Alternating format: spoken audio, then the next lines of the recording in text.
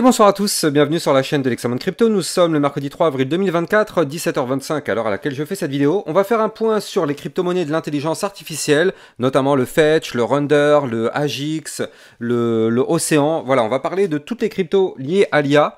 On va voir que potentiellement il peut y avoir de très belles opportunités. Allez, sans plus attendre, on est parti, on démarre cette vidéo. Mais vous le savez, la grande actualité de la semaine, ça a été la potentielle fusion qui pourrait arriver entre l'Agix, le Fetch et l'Océan Protocol.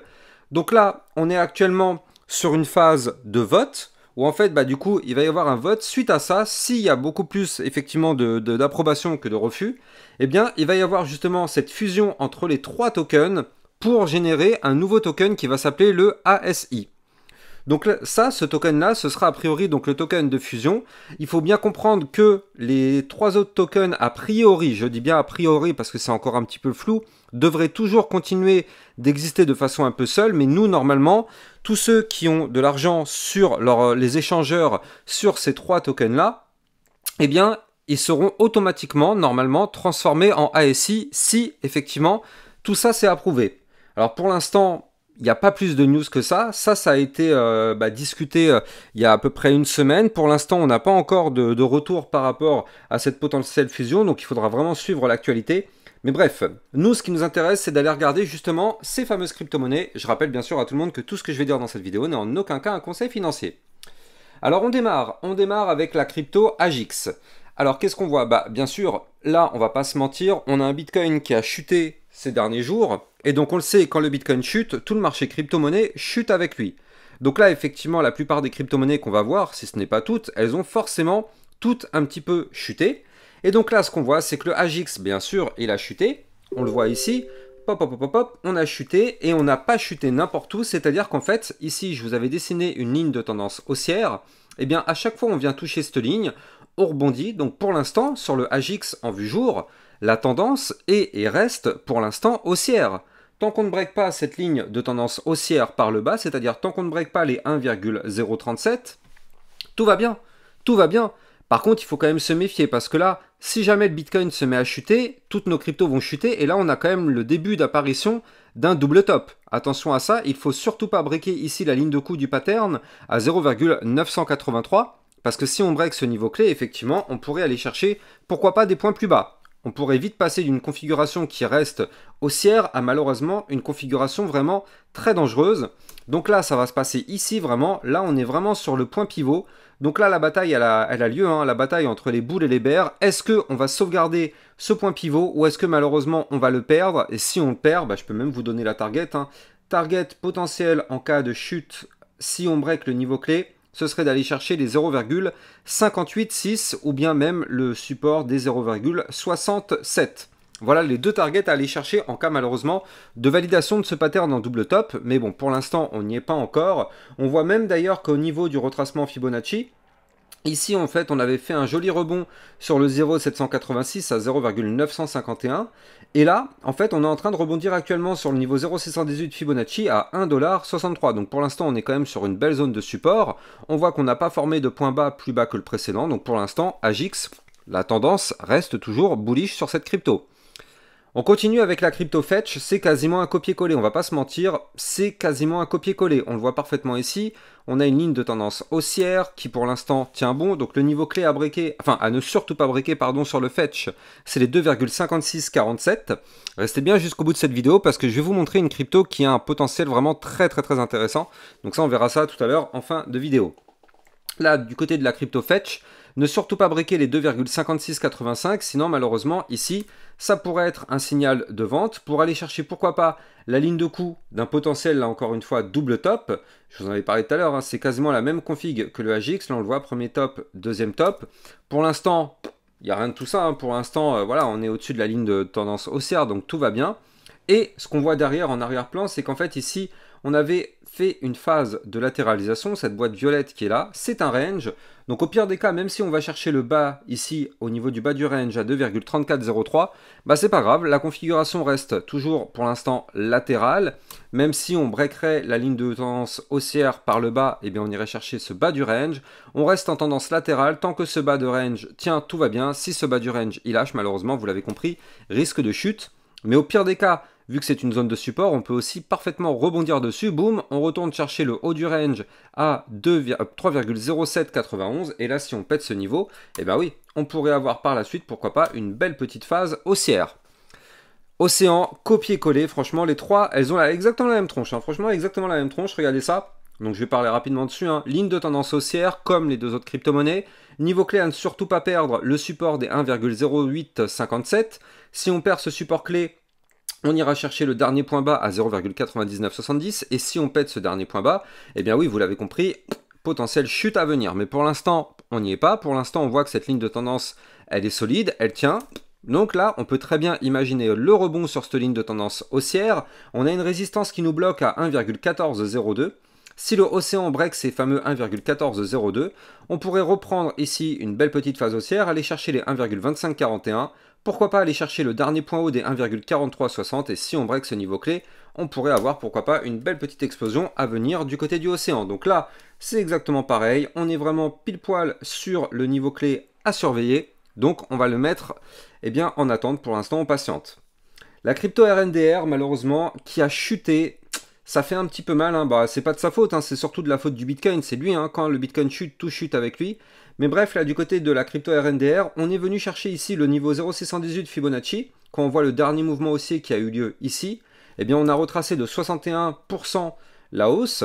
Donc là, c'est une belle zone, effectivement, de support. Donc, est-ce que ce niveau clé va tenir ici à 9,349, eh bien écoutez, suspense, en tout cas pour l'instant on est posé dessus. En plus de ça, c'est couplé ici avec la moyenne mobile sans période, donc pour l'instant c'est vrai que c'est une belle zone de support. Est-ce que la chute pourra continuer de tomber? Bah écoutez, est-ce que la chute pourra continuer de vivre? Eh ben, tout ça va dépendre vraiment du Bitcoin, hein. C'est lui qui dirige le marché. Si le Bitcoin se met à chuter, on va voir ça, hein, sur toutes nos cryptos.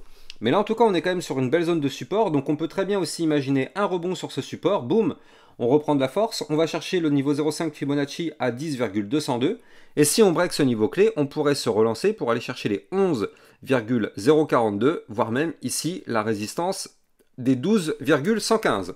Donc là, on est là encore une fois sur un joli point pivot, donc à surveiller de très très près. On est un peu sur du qui tout double, hein. Si ce niveau clé de support lâche, ce sera pour aller chercher le support suivant des 8,119, et là ça pourrait faire mal, hein, parce que quand même, mine de rien, ce serait quand même une chute d'environ, ouais, quand même 13%, 13% de chute en cas de cassure du support des 9,349. Allez, on continue avec le Tao. Comment parler de crypto IA sans parler du Tao? Ce n'est pas possible. Alors, le Tao, magnifique configuration tout de même, hein. Enfin magnifique, oui et non. On voit que ici on avait formé un canal ascendant. Malheureusement, le Bitcoin a décidé de chuter, donc du coup, nous, on a cassé notre canal ascendant. On le voit parfaitement ici avec cette bougie qui est là. Cassure du canal ascendant pour amorcer cette fois-ci une phase baissière. Et là, qu'est-ce qu'on voit sur le Tao? Eh bien, on voit qu'on tente de réintégrer l'ancien canal ascendant. Donc là, on n'a pas le choix. Si on veut reprendre de la force, il faut impérativement breaker les 580,38 $. Et surtout, le Tao en vue 4 heures, je vous en ai déjà parlé depuis plusieurs jours. Mais ici, on forme une très belle figure chartiste en tasse séance. On a la tasse qui est là, la petite anse sur le côté. Il fallait qu'on break ici les 578,42. C'est chose faite. On a fait une clôture 4 heures au-dessus du niveau clé. Vous le savez, à chaque fois qu'on break un niveau clé, il y a toujours le pullback. Donc là, actuellement, on est en train de voir ce que nous fait ce fameux pullback. Si ce pullback valide, eh bien dans ce cas-là, on pourrait pourquoi pas aller chercher la target effectivement de notre pattern en ta séance, qui se trouve quant à lui à 681 $. Par contre, si jamais notre pullback s'invalide, bon bah vous l'avez compris, la figure chartiste tombe à l'eau. Mais là en tout cas, en vue jour, ce qu'on voit c'est qu'on est vraiment juste pile poil sous le bas de l'ancien canal ascendant, donc ce serait bien de réintégrer ce pattern, parce que je rappelle la règle, quand on réintègre un pattern par le bas, le but est d'aller chercher le haut du pattern. On aura quand même une grosse résistance intermédiaire au 634,12. Une des premières cryptos qui pourrait être intéressante, il y en aura plusieurs, hein, ne vous inquiétez pas, mais c'est juste que je garde le suspense, c'est la crypto NMT. Donc là, pour tous ceux qui se posent la question comment ça s'écrit, hein, c'est écrit là, NMT, c'est en arrière-plan. Bref, qu'est-ce qu'on voit? On voit qu'ici, on a une très forte consolidation et des bandes de Bollinger très resserrées. Donc là, ça c'est intéressant parce qu'effectivement, ça veut dire qu'il y a un mouvement volatile qui est en cours de préparation. Attention, ça ne veut pas dire qu'on va pump. Ça veut juste dire qu'un mouvement volatile est en cours de préparation. Et par contre, ce qu'on voit, c'est que là, on est en train de former des creux de plus en plus haut, donc des points bas de plus en plus haut. Donc là, il manquerait juste à clôturer une journée au-dessus de la résistance qui se trouve ici à 0,012970. Et là, dans ce cas-là, on pourrait breaker par la même occasion ces bandes de Bollinger qui sont ultra resserrées. Et pourquoi pas avoir une belle petite poussée haussière pour aller chercher dans un premier temps une première target qui se trouverait ici à 0,014980, pardon, ce qui pourrait nous faire un plus 15,25%, aller chercher notre dernier point haut à 0,016688, et voire même la dernière mèche de liquidité des 0,02020, ce qui pourrait nous faire un plus 54% dans les prochaines journées, prochaines semaines, à l'unique condition de breaker, je vais vous le mettre là en gros, en gras, en rouge, comme ça on est sûr et certain de ne pas se tromper. Tant qu'on ne break pas le niveau clé que je suis en train de vous matérialiser, bon je le mets en jaune, voilà, tant qu'on ne break pas cette ligne jaune, inutile d'espérer quoi que ce soit, il ne se passera strictement rien, c'est une résistance, par contre si on la break, ça peut être à surveiller de très très près. La crypto 0x0, qui elle aussi est dans une configuration plutôt sympa, parce que regardez ça, là on est en train de former une sorte de triangle de compression, on le voit ici, là, tac, on compresse, on a des bandes de Bollinger en vue jour ici qui se compressent elles aussi plutôt fort. Avant de continuer, je rappelle bien sûr que les likes et les commentaires sont fortement appréciés, c'est grâce à ça bien sûr que ma chaîne YouTube est beaucoup mieux mise en avant par les algorithmes de recherche de YouTube, donc je compte sur vous pour me donner un maximum de force. Donc là, effectivement, pour l'instant on compresse entre la ligne de tendance baissière et la ligne de tendance haussière. Donc là, pour l'instant on n'y est pas encore, hein. On voit qu'on est vraiment au milieu de cette compression. Mais par contre, si jamais on se rapproche de notre ligne de tendance baissière, et bien là, ce serait potentiellement pour la tenter de la breaker par le haut et pourquoi pas déclencher une belle phase haussière. Surtout qu'en réalité, quand on regarde bien, on est actuellement dans une phase de bull flag. Ici, on a un pump, puis derrière, on a, donc ça c'est notre pump, et derrière en fait on a un retracement sous forme de canal un petit peu comme ceci, ou bien de triangle de compression. Et donc en général, ce type de pattern a tendance à péter par le haut pour prolonger le mouvement entrant. Donc là, on va surveiller, ça pourrait arriver effectivement dans les prochains jours. Alors vu que c'est une ligne de tendance baissière, forcément tous les jours, le niveau clé va chuter. Aujourd'hui, le niveau clé à breaker, c'est 0,45366. Demain, ce sera ici les 0,45159. Après-demain, ce sera à 0,44607 et ainsi de suite. Donc on va la mettre quand même sous écoute, hein. Moi, de toute façon, sur ma chaîne YouTube, je vous mettrai bien sûr des alertes et des informations. Donc je me mets ma petite alerte ici. Voilà, comme ça, au moins, je pourrais vous communiquer sur mon Twitter officiel. Oui, bien sûr, je rappelle que j'ai un Twitter officiel. Vous allez trouver le lien en description de cette vidéo. Sur mon Twitter officiel, vous allez accéder à toutes mes informations, toutes mes actualités. D'ailleurs, j'avais partagé un petit tweet de Goku très intéressant, vu que ça parle des cryptos intelligence artificielle. Et bien en fait, apparemment, les cryptos IA pourraient avoir du mal à répondre à leurs ambitions en raison d'un manque de GPU. Et oui, c'est vrai. Quand on prend l'exemple effectivement de Sora, qui est en fait un texte ou vidéo, c'est-à-dire qu'en fait on peut rentrer un texte dans un prompt et en fait ça va nous générer une vidéo derrière, et bien en fait ça derrière ça demande une puissance de calcul colossale, ça demande vraiment beaucoup de GPU, et donc là quand on connaît que le prix d'un GPU aujourd'hui utilisé par l'IA, ce sont des GPU quand même à 30 000 $. Donc on imagine quand même qu'il en faudra vraiment un gros paquet de GPU. Et donc a priori, il faudrait 21,26 milliards de dollars pour alimenter juste Sora. Donc en réalité, ce sont des sommes astronomiques. Ces sommes-là correspondent à la capitalisation effectivement du token. Donc c'est vrai que c'est quand même très très difficile. Et c'est là qu'effectivement ça pourrait devenir intéressant parce qu'il y a des projets justement qui permettent de partager les GPU des utilisateurs. C'est-à-dire, par exemple, vous, si vous avez un ordinateur avec un GPU dedans, même si c'est des GPU bas de gamme, eh bien, en fait, vous allez pouvoir mettre une petite allocation de pourcentage de calcul à disposition de la blockchain et en récompense, la blockchain pourrait effectivement vous donner des tokens. Et donc ça, c'est des projets qui sont effectivement en cours sur l'intelligence artificielle. On a eh bien, le RNDR qui permet de faire ce genre de choses-là, mais il y a aussi d'autres blockchains qui permettent de gérer ça. Donc c'est pour ça que ça peut devenir effectivement intéressant quand on voit cette problématique. Allez, c'était une petite aparté, nous on va continuer. On va parler de la crypto GLM, le golem effectivement. Donc lui, qu'est-ce qui nous fait notre golem? Bon, on voit que là pour l'instant on a amorcé une phase actuellement décroissante, hein, c'est-à-dire que effectivement depuis ici le top qu'on avait fait à 0,7749, malheureusement pour l'instant on chute, on n'arrive pas à refaire des points plus hauts que les précédents, donc pour l'instant on galère.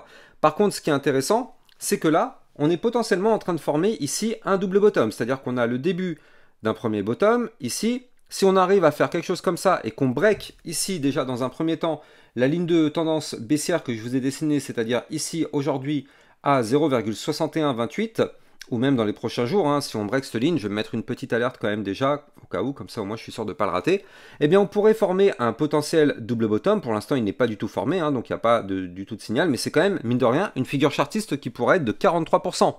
43% sur l'explosion. Double bottom plus cassure de la ligne de tendance baissière, effectivement, on pourrait aller chercher une target théorique à 0,8213. Maintenant, faisons extrêmement attention, je rappelle, le double bottom n'est pas formé, il est encore moins validé vu qu'il n'est pas formé. J'insiste sur ça, hein, parce qu'il y a quand même des personnes qui vont, je connais comment ça se passe, qui vont acheter et quand ça va se casser la gueule, ils vont dire « Ouais, mais t'as dit que ça allait pump », alors que pas du tout. On est ici. Les niveaux clés à breaker, le premier se trouve ici, c'est cette ligne de tendance baissière, et le deuxième niveau clé, c'est ici, la ligne de coup du potentiel double bottom qui n'est pas encore formée à 0,6297. Donc on en est encore loin. Il faudrait déjà que dès aujourd'hui, on arrive à faire déjà un pump de 18% pour aller chercher déjà ne serait-ce que la ligne de coup du pattern. Donc attention, attention. Mais en tout cas, ça pourrait être effectivement très intéressant de la surveiller, cette crypto-là, parce que si elle se met à valider ça, eh ben ouais, on pourrait avoir un beau petit pourcentage de profit à récupérer là-dessus. On va terminer avec la crypto Xeta, le XETA. Avant d'en parler, je rappelle bien sûr que sur mon Twitter officiel, vous allez trouver plein d'informations, plein d'actu, plein de news, bref, des alertes. N'hésitez pas d'aller regarder en description de cette vidéo, vous allez trouver mon lien Twitter officiel pour recevoir tout ce type de contenu. Donc comme je vous disais, on va regarder cette fois-ci la crypto Xeta. Donc celle-ci, effectivement, elle est intéressante du fait que on avait formé ici un début de latéralisation. Derrière, on a eu une belle poussée haussière, donc un joli pump. Donc ça, je rappelle, hein, ça c'est dans notre poche parce que lors de mes précédentes vidéos, je vous en avais déjà parlé. Je vous avais dit de le surveiller quand on était quelque part par là parce qu'il pouvait péter. Il a pété, on a chopé un énorme profit. Je crois que c'était combien, 70% ou je sais plus combien. Voilà, c'est ça, à 95% dans la poche. Donc ça, tous ceux qui ont suivi mes précédentes vidéos ont réussi à choper ce pourcentage. Maintenant, qu'est-ce qui se passe ? Après la cassure d'un niveau clé, on revient systématiquement le retester. Donc nous, on avait breaké ici le haut de l'ancien range à 0,025, 0,98. On voit que depuis, on a eu un pump. On est revenu une première fois ici faire un pullback.